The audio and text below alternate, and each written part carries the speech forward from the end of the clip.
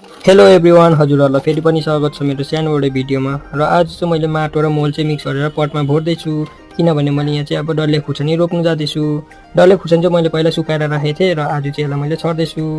र यसलाई मजाले रोपिसकेर छरिसकेर चाहिँ पानी यसरी हाल्नुपर्छ। र तपाईँहरूले देख्न सक्नुहुन्छ यहाँ चाहिँ मैले पहिल्यै रोपिसकेको यो चाहिँ हो रुख टमाटरको बिरुवा।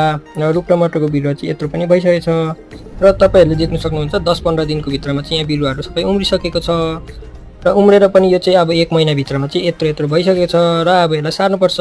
र रुख टमाटर चाहिँ मैले पहिला नै सारिसकेको छु, यसरी सानो ग्लास यस्तो खालको युज गरेर त्यसमा हाल्दैछु। र आज चाहिँ मैले साथीसँग हेल्प मागेर मैले आज यो काम गर्दैछु। र यो रोप्नुको लागि चाहिँ बिरुवा रोप्नुको लागि चाहिँ तपाईँले सानो पल पारेर माटो गरेर है त्यहाँनिर हालेर मजाले यसलाई टाइट गर्नुपर्ने छ। र यसलाई मजाले टाइट गरेर चाहिँ तपाईँले यसको मुनि चाहिँ यसरी काठीले धुलो पार्नुपर्ने छ ताकि पानी नजमोस् भनेर। र मैले आज चाहिँ यहाँ सबै रोपिसकेको छु, सारिसकेको छु पटमा है।